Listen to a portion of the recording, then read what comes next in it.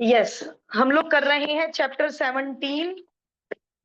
एक मिनट, पहले मुझे 17.4 की फॉर्म सुना दो, आज शुरू करनी है 17.5। Horizontal lines, y is equal to b, vertical lines, x is equal to a, point slope form, y minus y1 is equal to m into x minus x1, 2 point form, y minus y1 is equal to y2 minus y1 upon x2 minus x1 into x minus x1. Slope intercept form when y intercept is given, y is equal to mx plus c. Slope intercept form when x intercept is given, y is equal to m into x minus d, है ना। ये अभी हम 3 दिन तक हम ये रोज revise करने वाले हैं। आज हम नई फॉर्म सीखेंगे, इंटरसेप्ट फॉर्म। अब देखो, अब आप कहोगे मैम स्लोप इंटरसेप्ट फॉर्म तो आप पढ़ा चुके, अब ये क्या चीज है intercept form. Slope intercept form में जो अभी अभी हमने रिवाइज किया, क्या देखा आपने, स्लोप के साथ एक इंटरसेप्ट पता होता है, आइदर वाई का। इसमें स्लोप नहीं पता होगा, इसमें दोनों इंटरसेप्ट पता होंगे, एक्स भी वाई भी। इसमें दोनों इंटरसेप्ट पता होंगे, एक्स इंटरसेप्ट भी और वाई इंटरसेप्ट भी। और एक्स इंटरसेप्ट के लिए लेटर डी नहीं यूज होगा, ए यूज होगा। ये आप लोगों को यहां सेट करना है। वाई इंटरसेप्ट के लिए लेटर सी नहीं यूज होगा, स्मॉल बी यूज होगा। अब डायरेक्ट फॉर्म रटेंगे, बट मुझे बताना है वो फॉर्म कैसे बनी। ये बताना, point on the line, line के ऊपर पॉइंट,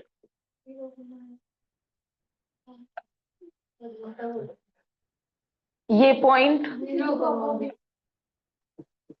अब मुझे लाइन पे क्या पता है, 2 पॉइंट। बोलो 2 point form, y minus y one is equal to, okay, y1 किसी को भी ले लो, मैं इसको ले रही हूं फिलहाल।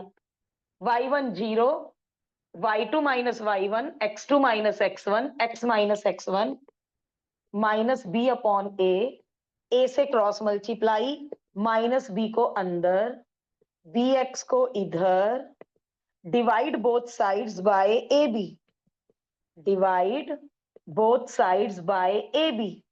बी से बी कट गया, ये ए बी लिखा है, ए से ए कट गया। तो अब हम डेरिवेशन नहीं याद करेंगे, ये तो हमने इसको एज अ क्वेश्चन कर डाला, जिससे कि डेरिवेशन जल्दी दिमाग में, फॉर्म जल्दी दिमाग में बैठ जाती है। तो मान लो मैं कहती हूँ आपसे एक्स इंटरसेप्ट 2 है, वाई इंटरसेप्ट 3 है, तो आपको ये इतना लंबा चौड़ा काम नहीं करना कि अच्छा इसे 2 0 ले लो, उसे 0 3 ले लो, फिर चलो 2 पॉइंट फॉर्म लगाते हैं। आप डायरेक्ट आंसर मुझे बोलोगे, answer is x upon 2 plus y upon 3 is equal to 1। फिर एलसीएम लेके स्टैंडर्ड तो बना ही लेंगे। तो याद करो intercept form, x upon x का intercept plus y upon y का intercept is equal to 1, x upon a plus y upon b is equal to 1। करिए, इसको बोलते हैं इंटरसेप्ट फॉर्म।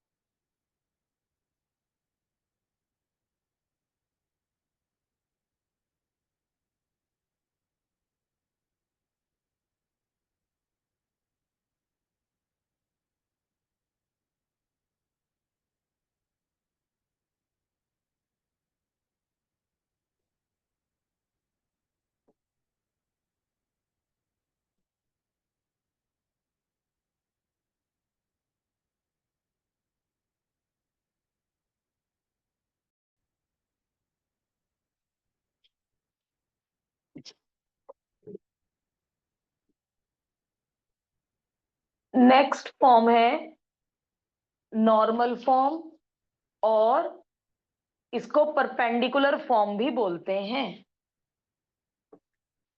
सिलेबस में नॉर्मल फॉर्म लिखी हुई नहीं है, इसको एक्स्ट्रा टॉपिक समझ के कर लो। इसका नाम नॉर्मल फॉर्म या परपेंडिकुलर फॉर्म क्यों पड़ा, सुनो। ओरिजिन से लाइन के ऊपर परपेंडिकुलर डाला, इस परपेंडिकुलर की लेंथ और इस परपेंडिकुलर का एक्स एक्सिस से एंगल पता है, और ये फॉर्म होती है x cos alpha plus y sine alpha is equal to p. तो हमें दोनों चीजें किसकी पता है, इस परपेंडिकुलर की। लाइन के ऊपर ओरिजिन से परपेंडिकुलर डाला ON, ON की ही लेंथ पता है, ON का ही एंगल पता है, लाइन का कुछ नहीं पता, इसलिए इस फॉर्म का नाम है परपेंडिकुलर फॉर्म। और आपने फिजिक्स में पढ़ा होगा, मिरर के ऊपर क्या डालते हो आप, नॉर्मल। परपेंडिकुलर को नॉर्मल भी कहते हैं, तो इसलिए इसका नाम है नॉर्मल फॉर्म, क्योंकि दोनों चीजें नॉर्मल की पता है, नॉर्मल की ही लेंथ पता है, नॉर्मल का ही एंगल पता है। ना तो लाइन का एंगल पता, ना लाइन के ऊपर कोई पॉइंट पता, लाइन का कुछ नहीं पता है। अब देख लो ये फॉर्म कैसे बनी, 1 मिनट लगेगा सीखने में। ये फॉर्म कैसे बनी, ये अल्फा है बेटा, ये कितना है 90, ये कितना हुआ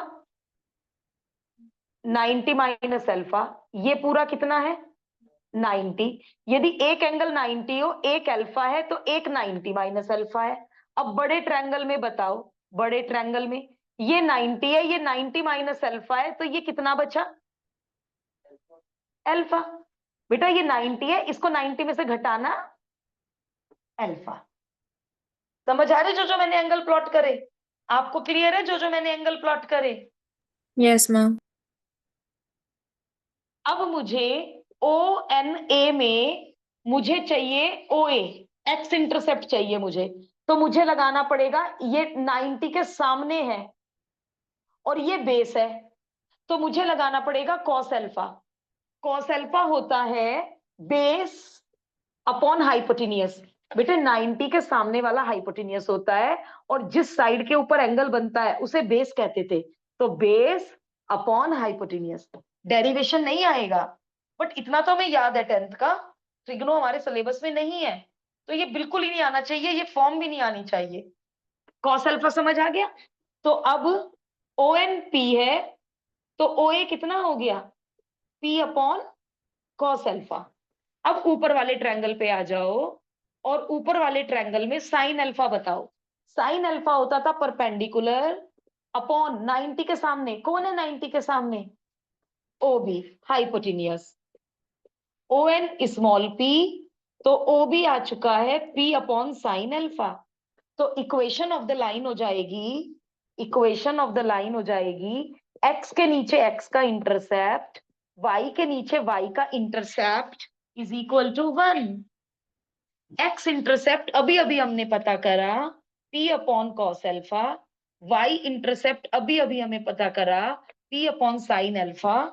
रेसिप्रोकल, रेसिप्रोकल पी एलसीएम लेके क्रॉस मल्टीप्लाई, तो इस तरह नॉर्मल फॉर्म डिराइव होती है। कब यूज करोगे नॉर्मल फॉर्म, जब हमें क्वेश्चन में नॉर्मल की ही लेंथ और नॉर्मल का ही एंगल एक्स एक्सिस से, वाई एक्सिस से नहीं, एक्स एक्स एक्सिस से। मान लो लाइन है सेकंड क्वाड्रेंट में, तो परपेंडिकुलर की लेंथ तो पॉजिटिव होगी ही, बट ये एंगल कैसा हो जाएगा, ऑब्ट्यूस, ऑब्ट्यूस। और यदि ये लाइन हुई थर्ड क्वाड्रेंट में, तो एंगल हो जाएगा 180 से बड़ा, उसकी वैल्यूज तो हमें आती नहीं। हमने किस किस की वैल्यूज याद की हैं, 135, 150, 120। तो जो वैल्यूज हमने याद कर रखी है वो एंगल आ जाएगा तो हम कर देंगे। पहली बात तो नॉर्मल फॉर्म का क्वेश्चन आएगा ही, कोर में से तो पक्का ये डिलीट हो चुकी है, एनसीईआरटी से भी हट चुकी है नॉर्मल फॉर्म। तो ये अप्लाइड से बस ML अग्रवाल हटाना भूल रहे हैं, भी सीखा था हाँ। 180 तो देंगे नहीं कभी एंगल, वो तो वाई एक्सिस हो जाएगी ना, फिर एक्स एक्सिस ही हो जाएगी खुद। यदि अल्फा 180 हो गया तो एक्स एक्सिस वो तो देंगे ही नहीं। चलो अभी हम देखते हैं, एग्जाम्पल करके देखते हैं कौन कौन से एंगल के क्वेश्चन है। तो अभी आप ये नॉर्मल फॉर्म कॉपी करो, और ये देखो याद करनी बहुत इजी है। X cos alpha plus y sine alpha is equal to p. बस बच्चे को ये पता हो कि ये पी और अल्फा है कौन।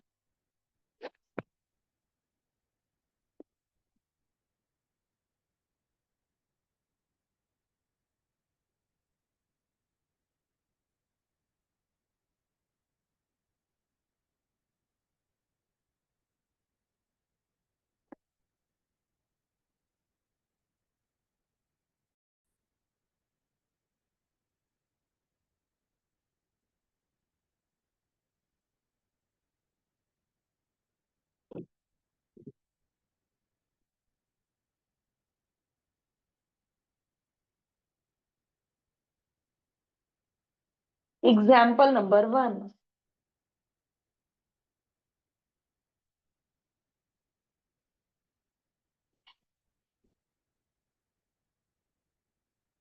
ओके, दोनों इंटरसेप्ट पता है, एक्स इंटरसेप्ट भी पता है, वाई इंटरसेप्ट भी पता है।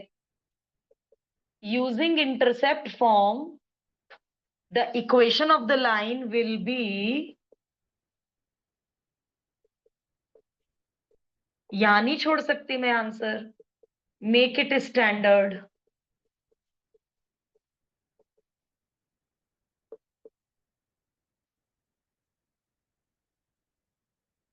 तो इतना स्ट्रेट फॉरवर्ड क्वेश्चन आने के तो चांसेस बहुत कम है।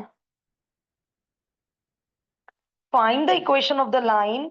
Okay, equal intercept a is equal to b and line passes through 2,3, x upon a plus y upon b is equal to 1। b की जगह a पुट कर दो क्योंकि इन्होंने कहा है equal intercept. 2,3 lies on the line, तो 2,3 को इसको सेटिस्फाई करा दो। x की जगह 2, y की जगह 3, स्मॉल a आ चुका है, स्मॉल a की वैल्यू भर दो and equation of the line तैयार है। क्या कहा इन्होंने, इक्वल इंटरसेप्ट, तो हमने बी को ए भर दिया एंड आफ्टर दैट उन्होंने कहा लाइन 2,3 से पास हो रही है, तो जो पॉइंट लाइन के ऊपर होता है वो उसे सेटिस्फाई करता है। तो x को 2, y को 3 पुट कर दिया, स्मॉल ए आ गया, स्मॉल ए की वैल्यू पुट कर दी, इक्वेशन ऑफ द लाइन तैयार है। तो बस इसी तरह वो कुछ ना कुछ आपको इशारा देंगे जिससे आप ए और बी निकाल सके और इक्वेशन ऑफ द लाइन आ जाए।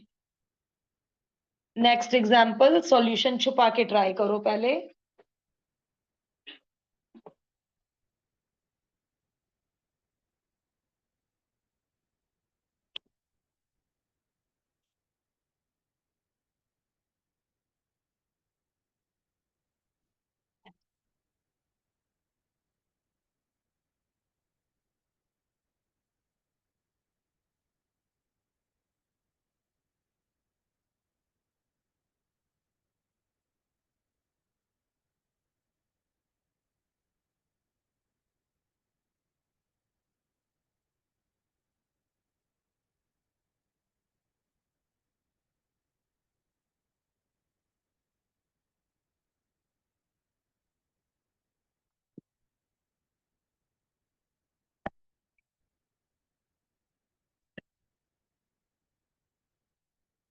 Example number 3, a straight line.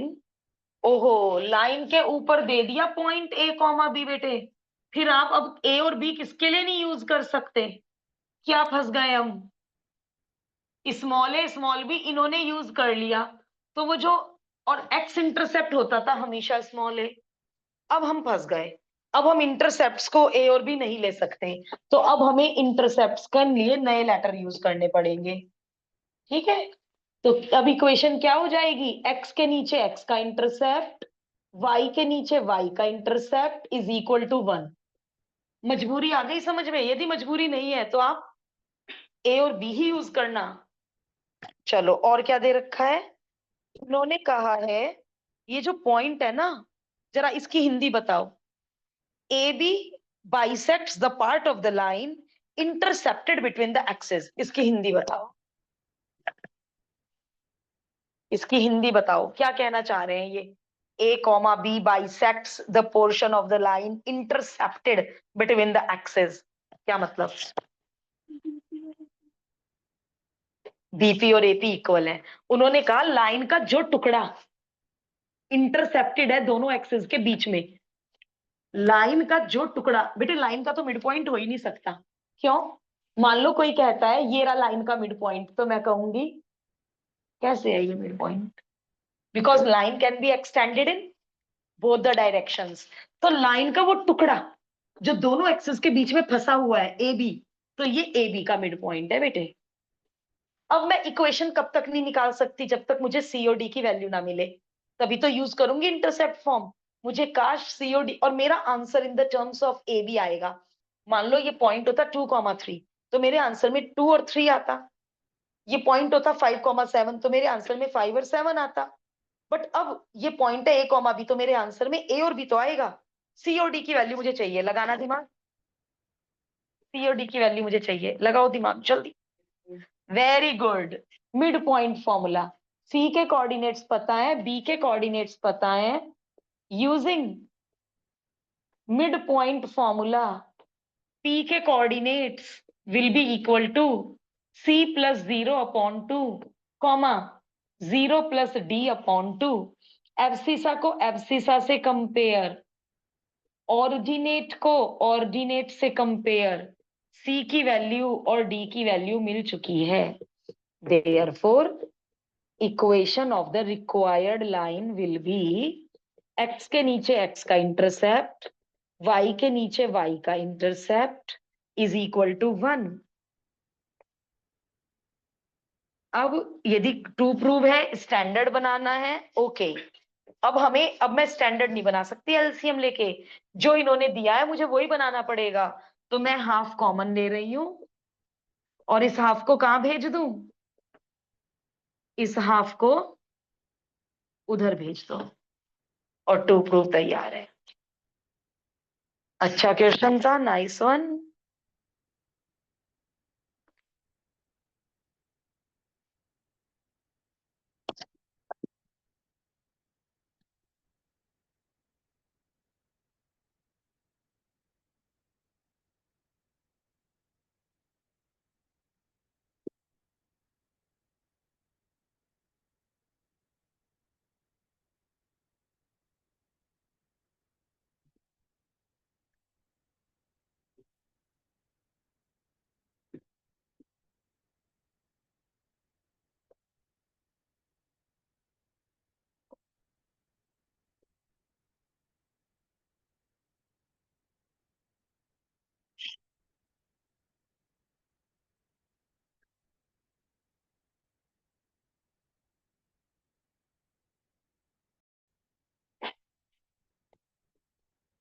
Find the equation of the line which passes through -4,3।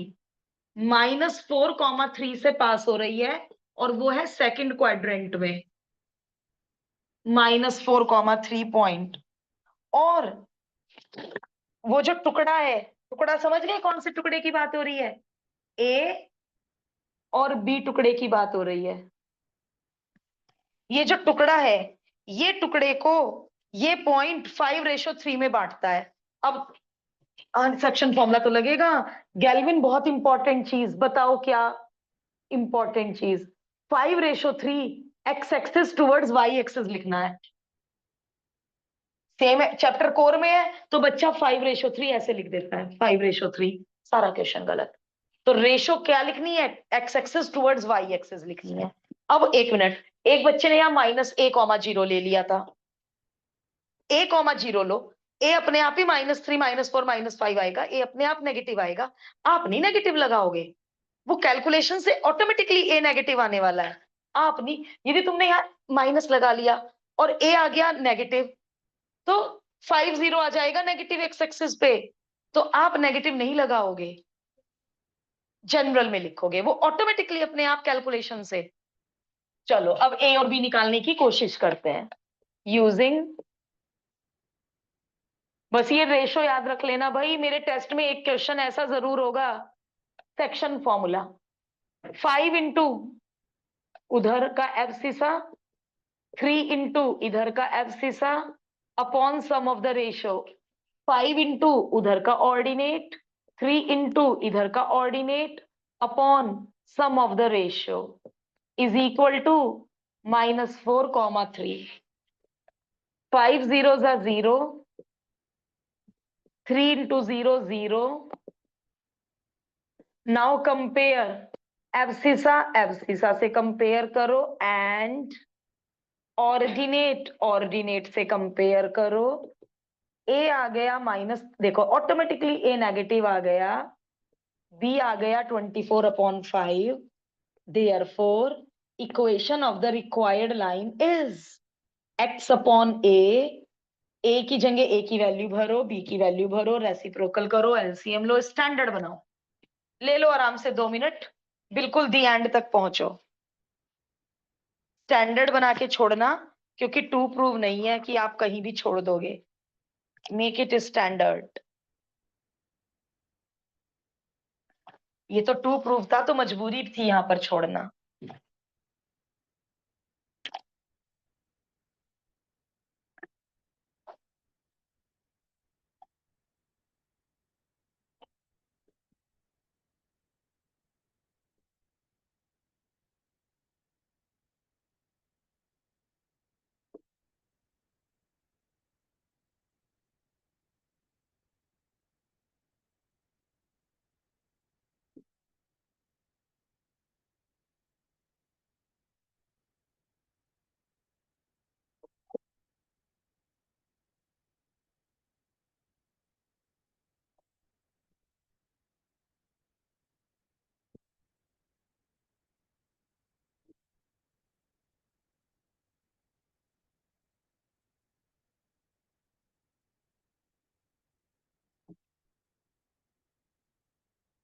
आप नेक्स्ट ट्राई कर लो, अभी कर रहे हैं कुछ लोग।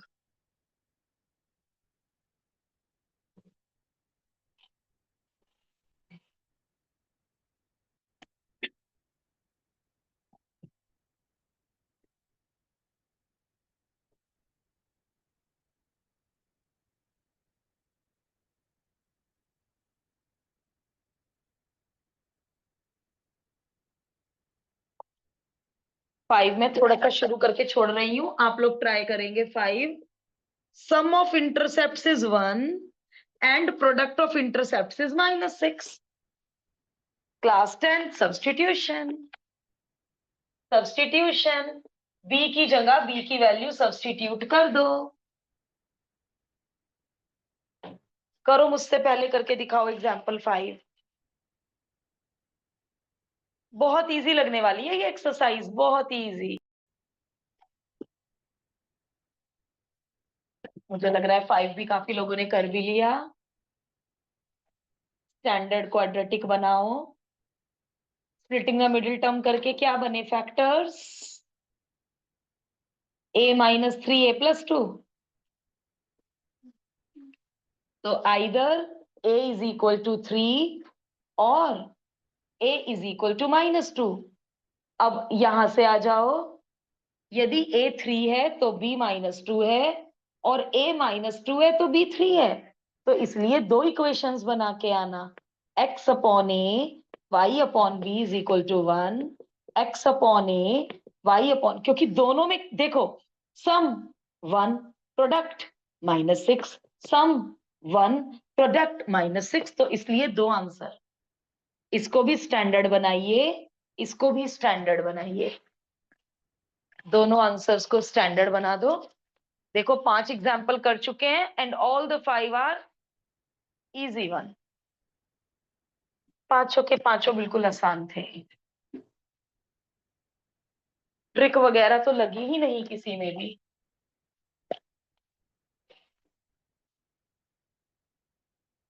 और प्रीवियस एक्सरसाइज के 15 के 15 इजी थे।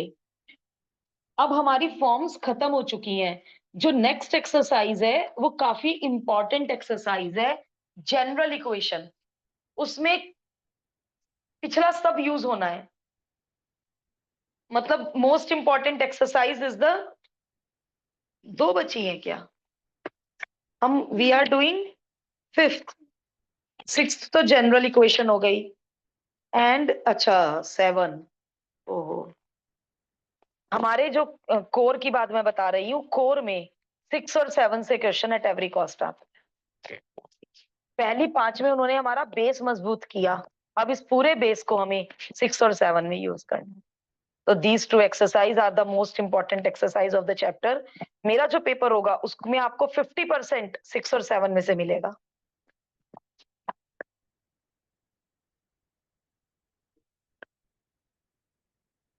Find the equation of the line perpendicular from the origin, यानी जो ये नॉर्मल डाला परपेंडिकुलर फ्रॉम द ओरिजिन, यानी P दे दिया 4, और जो लाइन है, ओहो, लाइन का एंगल दिया 120 डिग्री, लाइन का एंगल दिया। और मुझे कौन सा एंगल चाहिए होता है? नॉर्मल फॉर्म यूज करनी है तो मुझे ये एंगल चाहिए। कहीं आप फटाफट नॉर्मल फॉर्म में 120 डिग्री भर दो, दोबारा पढ़ो क्वेश्चन। नॉर्मल नहीं बना रही 120 डिग्री एंगल, लाइन बना रही है 120 डिग्री एंगल। यदि मैंने गलती से वो नॉर्मल फॉर्म में अल्फा को 120 भर दिया तो हो गया ना काम खराब। तो इसका मतलब मैम हमें क्वेश्चन को ध्यान से पढ़ना पड़ेगा। Angle is made by the normal और angle is made by the line. कैसा एंगल गिवन है? तो पहले हम ये एंगल ही पता कर ले। Exterior angle is equal to sum of interior opposite angles. लो भाई, हो गया क्वेश्चन। यूजिंग ये फेयर वर्क है, और वो लिख देना exterior angle is equal to interior opposite angle using normal form and question done. X cos 30, इन्होंने तो पहले क्वेश्चन में ही घुमा दिया। जिस बच्चे ने 120 डिग्री यूज कर लिया, हो गया काम। 2 LCM, 2 4 जा 8, make the answer in standard form.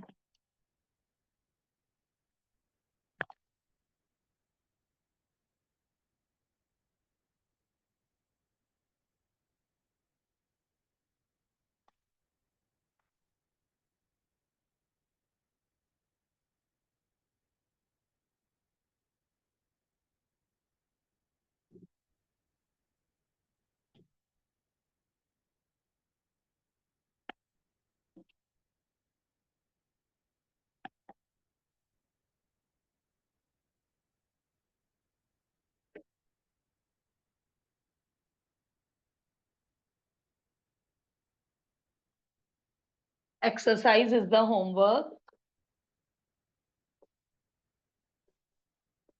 Example number 7 में एंगल किसका गिवन है? नॉर्मल का। तो मुझे कैसे सपना आया? P तो 4 है, P तो क्वाड्रेंट पे डिपेंड ही नहीं करेगा, वो तो पॉजिटिव ही होगा। मैंने फिगर सेकंड क्वाड्रेंट में क्यों बनाई? क्योंकि अब 120 लाइन नहीं बना रही है, अब 120 नॉर्मल बना रहा है। फिगर की नीड ही नहीं है, यानी इसमें साफ साफ अल्फा 120 दे रखा है। मतलब बहुत अच्छी फ्रेमिंग है। इन्होंने दो क्वेश्चन एक जैसे दे दिए बच्चे को क्लियरिटी देने के लिए कि बेटा आपको अल्फा की जगह कौन सा एंगल भरना है जो नॉर्मल बनाए एक्स एक्सिस के साथ एंटी क्लॉकवाइज। क्वेश्चन, दोनों क्वेश्चन को बार बार पढ़ो प्लीज। एक्स कॉस अल्फा, और वो जो आपने y sine alpha is equal to p, p की जगह 4, और अपनी टेबल में से कॉस 120 टेबल में से भर लो। कोर वाले तो इसको सॉल्व करते हैं 180 माइनस 60 तोड़ तोड़ के। हाँ, ट्रिग्नोमेट्री हमारे सिलेबस में नहीं है, तो वो जो हमने टेबल रटी है वहां से वैल्यूज भर लो। 2 LCM,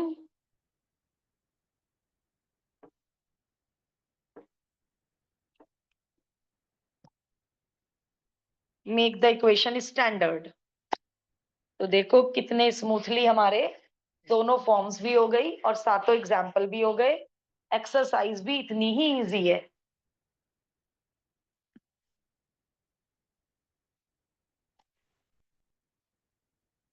अब आप 17.4 के डाउट डिस्कस कर सकते हो।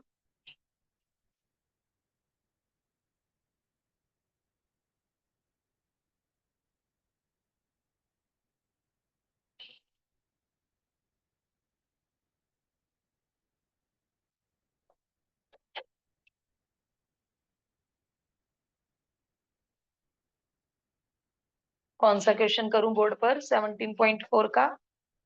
जिनका होमवर्क पेंडिंग है वो अपना होमवर्क कर लो।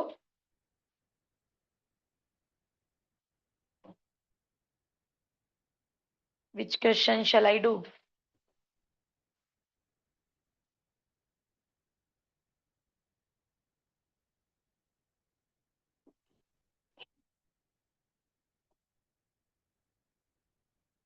कल शुरू करेंगे 17.6।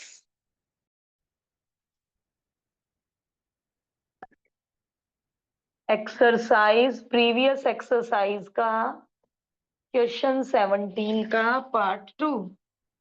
Point A and B have the coordinates 3, 2, 7, 6. Find the equation of the right bisector of AB. Bisector है तो midpoint होगा ये C. And the value of P if -2, P lies on it. तो पार्ट 1 तो करना ही पड़ेगा। पहले मुझे इक्वेशन ऑफ राइट बाइसेक्टर बनानी पड़ेगी। Mid point formula 3 + 7 10/2 8/2 and slope of AB y2 - y1 x2 - x1।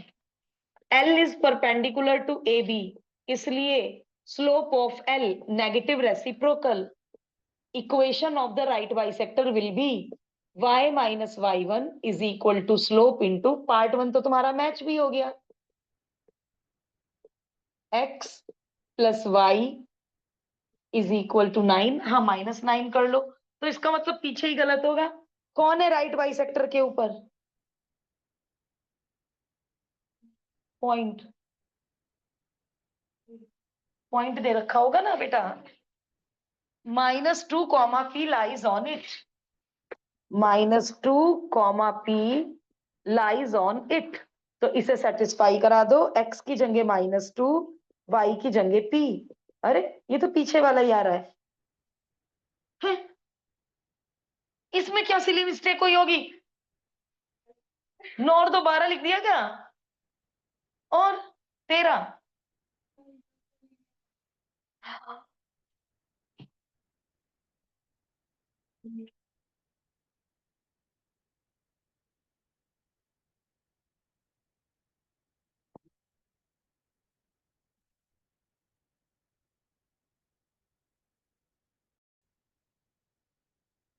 Positive x axis से एंगल 30 नहीं बन रहा, 150 बन रहा।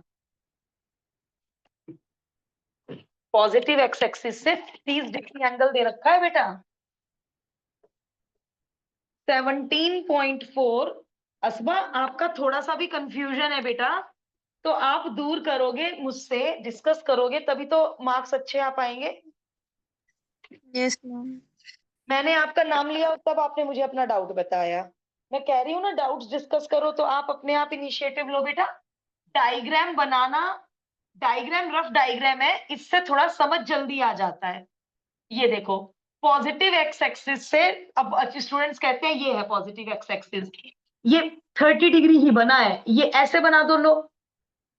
पॉजिटिव एक्स एक्सिस से 30 degree and 2 units above the origin, ये 2 दे रखा है। अब गैल्विन पूछ रही है कि मैम इसका डायग्राम ऐसे क्यों नहीं बन सकता? अब भी तो 2 यूनिट्स अबव द ओरिजिन हो गया, 0,2 0,2। अब पॉजिटिव एक्स एक्सिस से 30 डिग्री नहीं बन रहा बेटे, या ये कह दो it can't be 30 degree, it can't be, it is obtuse. तो इसलिए ये फिगर रॉन्ग है इसकी। अब इक्वेशन मांगी है, कैसे निकालू इक्वेशन? बहुत आसान। स्लोप, लाइन का पॉजिटिव एक्स एक्सिस से जो एंगल होता है उससे स्लोप आता है। अब आप स्लोप भी पता है और ये सी भी पता है, तो y is equal to mx plus c. y is equal to mx plus c. 0,2 use करोगे तो पॉइंट स्लोप फॉर्म यूज कर लो। पॉइंट पता है, स्लोप पता है, चाहे तो स्लोप इंटरसेप्ट फॉर्म यूज कर लो या पॉइंट स्लोप फॉर्म यूज कर लो, कोई नंबर नहीं कट रहे हैं। Thank you. ओके बेटा, और किसी को कोई और क्वेश्चन डिस्कस करना है?